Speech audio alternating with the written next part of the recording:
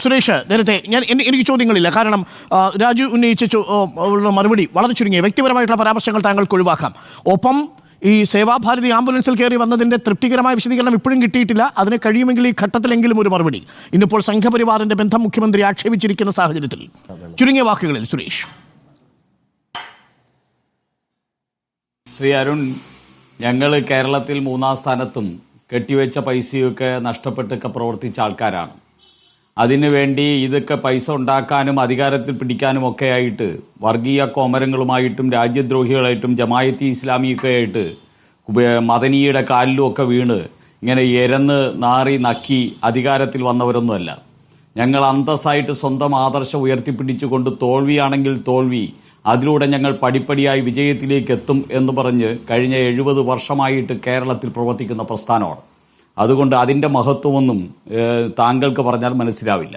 ഞാൻ അന്ന് 11,800 വോട്ട് കിട്ടിയിരുന്നുവെങ്കിൽ അതിനു മുമ്പ് അവിടെ ഞങ്ങളുടെ സ്ഥാനാർത്ഥിക്ക് കിട്ടിയത് 1,200 വോട്ടായിരുന്നു. അതിൽ നിന്ന് അത്രയും കിട്ടിയത് ഞങ്ങൾ വളർച്ച അത്രയും ഉണ്ടായി എന്ന് ആശ്വസിക്കുന്ന ആളാണ്. പിന്നെ അധികാരം ആണ് രാഷ്ട്രീയത്തിലെ പരമമായിട്ടുള്ള സത്യമെന്നൊന്ന് വിശ്വസിച്ച് നിങ്ങളെപ്പോലെ അഴിമതിയുടെ അവതാരങ്ങളായിട്ട് മാറാനൊന്നും BJP-ക്കാരെ കിട്ടില്ല എന്ന് മാത്രമേ ഓർമ്മിപ്പിക്കുന്നുള്ളൂ. ഞാൻ അത്രയും പറഞ്ഞ് അതങ്ങ് അവസാനിപ്പിക്കുന്നു. ഇവിടുത്തെ വിഷയം ശ്രീ അരുൺ, ഇവിടെ സഖാക്കളെ മുന്നോട്ട് എന്ന് പറയുന്നത് കേരളത്തിൽ പിണറായി വിജയനോ പോളിറ്റ് ബ്യൂറോ അംഗങ്ങളോ അല്ല, PV അൻവറാണ്. വിപ്ലവം ഉണ്ടാകുന്നത് എങ്ങനെയെന്ന് A.A. റഹീമിനെ ഇന്ന് പഠിപ്പിക്കുന്നത് PV അൻവറാണ്.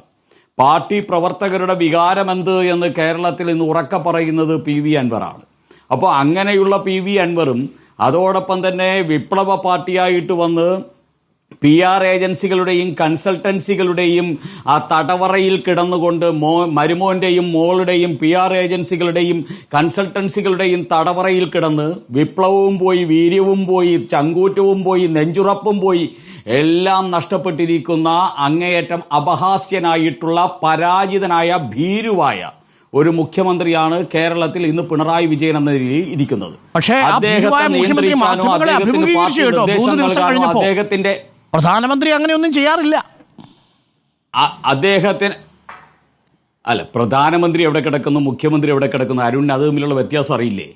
അത് നമ്മൾ തമ്മിൽ തർക്കിച്ച് ഒരു സംസ്ഥാനത്തിന്റെ മുഖ്യമന്ത്രി പോലും മാധ്യമങ്ങളുടെ മുന്നിൽ വന്ന് ആ മുഖ്യമന്ത്രിയെ തന്നെ പ്രതിസന്ധിയിലാക്കിയ ഒരു അവസരത്തിൽ ചോദ്യങ്ങൾക്ക് മറുപടി പറയുന്നുണ്ട് കേരളത്തിൽ. ഏത് ചോദ്യത്തിനാ ശ്രീ അരുൺ താങ്കളുടെ റിപ്പോർട്ടർ ചോദിച്ച അദ്ദേഹത്തെ അങ്ങ് രണ്ടും കൂടെ പറയരുതേ.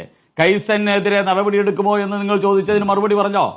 ആരാണ് ഈ സുബ്രഹ്മണ്യം? റിലയൻസ് മുതലാളിയുടെ ജോലിക്കാരനായിട്ടുള്ള സുബ്രഹ്മണ്യം എങ്ങനെ പിണറായി വിജയനോടൊപ്പം ഒരുമിച്ചിരുന്നിട്ട് ഈ പത്രക്കാരെ കണ്ടു എന്നുള്ളതിന് നിങ്ങൾക്ക് ഉത്തരം കിട്ടിയോ? പിണറായി വിജയൻ എന്ന് പറയുന്ന ഭീരുവായിട്ടുള്ള കേരളത്തിലെ മുഖ്യമന്ത്രി ഇന്ന് മലപ്പുറം എന്ന് പറയാൻ പോലും വിറയ്ക്കുകയാണ്. മലപ്പുറം എന്ന് പറയാൻ കഴിഞ്ഞ ദിവസം പറഞ്ഞത് ഇന്ന് മാറ്റി പറയുകയാണ്. മലപ്പുറം എന്ന് പറയാൻ വിറയ്ക്കുന്ന പിണറായി വിജയൻ, അതോടൊപ്പം തന്നെ കാശ്മീർ എന്ന് പറയാൻ വിറയ്ക്കുന്ന പിണറായി വിജയൻ, പാലസ്തീൻ എന്ന് പറയാൻ വിറയ്ക്കുന്ന പിണറായി വിജയൻ, സിറിയ എന്ന് പറയാൻ വിറയ്ക്കുന്ന പിണറായി വിജയൻ, ജമായത്തിനെതിരെ പ്രതികരിക്കാൻ വിറയ്ക്കുന്ന പിണറായി വിജയൻ. പത്രസമ്മേളനം മുഴുവൻ കണ്ടില്ലെന്ന് തോന്നുന്നു സുരേഷ്. അതിൽ പലസ്തീനെക്കുറിച്ചും ഇസ്രായേലിനെക്കുറിച്ചും ഒക്കെ മുഖ്യമന്ത്രി വെടിപ്പായി സംസാരിച്ചിട്ടുണ്ട്. മാത്രമല്ല മലപ്പുറത്തെക്കുറിച്ച് ഒരു പുസ്തകവും അദ്ദേഹം പ്രകാശനം ചെയ്തിട്ടുണ്ട്, മലപ്പുറം മിഥ്യയും യാഥാർത്ഥ്യവും. സമയം കിട്ടുമ്പോൾ വായിച്ചു നോക്കണം അഡ്വക്കേറ്റ് സുരേഷ്. അതെല്ലാം വായിച്ചിട്ടുണ്ട്. അതോടൊപ്പം തന്നെ പിണറായി വിജയന്റെ രാഷ്ട്രീയ ചരിത്രവും കമ്മ്യൂണിസ്റ്റ് പാർട്ടിയുടെ രാഷ്ട്രീയ ചരിത്രവും കൂടെ വായിക്കണം.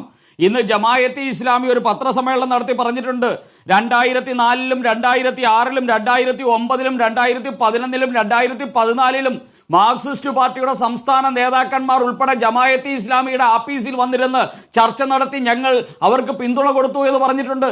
അത് നിങ്ങൾ കേൾക്കണം. അതിനുശേഷം ഞങ്ങൾ കോൺഗ്രസ്സുകാരാണ് ഞങ്ങളുടെ അടുക്കൽ വന്ന് അവർക്കാണ് ഞങ്ങൾ പിന്തുണ കൊടുക്കുന്നതെന്ന് പറഞ്ഞിട്ടുണ്ട് ഈ രാജ്യത്ത്, ഈ കേരളത്തിൽ. ഇതും നിങ്ങൾ കേൾക്കണം. അതോടൊപ്പം അതുപോലെ ഇവിടെ എന്തുകൊണ്ടാണ് എനിക്ക് ചോദിക്കാനുള്ളത്, നിങ്ങൾക്ക് ഇവിടുത്തെ ക്രിസ്ത്യാനികളുടെ വികാരമല്ല, ഹിന്ദുവിന്റെ വികാരമല്ല, മലപ്പുറം എന്ന് പറയാൻ പാടില്ല. അങ്ങനെ ഒരു നിയമമുണ്ടോ ഈ കേരളത്തിൽ? മലപ്പുറത്ത് ഏറ്റവും കൂടുതൽ ക്രൈം നടക്കുന്നു എന്ന് പിണറായി വിജയൻ പറഞ്ഞില്ലേ? ആ ക്രൈം എന്ന് മലപ്പുറം കണക്കെടുത്ത് നോക്കിയാൽ 4-ാമതാണ്. ഞാൻ തിരുത്തുന്നു അരുൺ, ഞാൻ തിരുത്തുന്നു. ഞാൻ തിരുത്തുന്നു ശ്രീ അരുൺ, ഞാൻ തിരുത്തുന്നു, എനിക്ക് തെറ്റുപറ്റി, തിരുത്തുന്നു. പക്ഷെ ഞാൻ പറയുന്ന അനുവദിക്കൂ. Gold smuggling 147.79 kilogram gold smuggling കേരളത്തിൽ നടന്നപ്പോൾ അതിൽ 124 കിലോഗ്രാം നടന്നത് മലപ്പുറം കേന്ദ്രീകരിച്ചാണ്. ഹവാല പണം 122.5 കോടി രൂപയുടെ ഹവാല പണം പിടിച്ചപ്പോൾ അതിൽ 87 കോടി രൂപയും മലപ്പുറം കേന്ദ്രീകരിച്ചാണ്. ഇത് പിണറായി വിജയൻ എന്ന് പറയുന്ന ആഭ്യന്തര വകുപ്പ് മന്ത്രിക്ക് വസ്തുതാപരമായിട്ട് അറിയാവുന്ന കാര്യമാണ്. അതാണ് ഹിന്ദു പത്രത്തിൽ വന്നത്.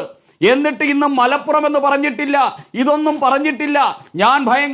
ഞാൻ ഒരു വീരശൂര പരാക്രമിയാണെന്നൊക്കെ സ്വയം അപഹാസ്യനായി വിശ്വാസ്യത ഒരു കണിക പോലും ഇല്ലാത്ത ഒരു മുഖ്യമന്ത്രിയായിട്ട് അതപ്പതിക്കുന്നത് വർഗീയ കോമരങ്ങളുടെയും രാജ്യദ്രോഹികളുടെയും മാഫിയകളുടെയും മുന്നിൽ മുട്ടുമടക്കുന്ന പിണറായി വിജയനായതുകൊണ്ടാണ്, കമ്മ്യൂണിസ്റ്റുകാരനായതുകൊണ്ടാണ്. അതാണ് നമ്മൾ മനസ്സിലാക്കേണ്ടത്. ഇത് മനസ്സിലാക്കാനുള്ള വിവേകം ഇന്ന് കേരളത്തിനുണ്ട്. അതുകൊണ്ടാണ് കോൺഗ്രസുകാരും കമ്മ്യൂണിസ്റ്റുകാരും വോട്ട് ചെയ്ത് ഇന്ന് BJP കേരളത്തിലെ 20% വോട്ടുള്ള പാർട്ടിയായും ഒരു MP ഉള്ള പാർട്ടിയാക്കി മാറ്റിയിരിക്കുന്നത്. അല്ലാതെ പൂരം കലക്കിയൊന്നുമല്ല ഞങ്ങൾ വന്നത്. പൂരം കലക്കിയത് നിങ്ങൾ പരസ്പരമാണ്. അതുകൊണ്ടാണ് ഞങ്ങൾ അതിനെ എതിർത്തത്. നമുക്ക് അന്വേഷണ റിപ്പോർട്ട് വന്നിട്ട് അതിനെക്കുറിച്ച് സംസാരിക്കാം.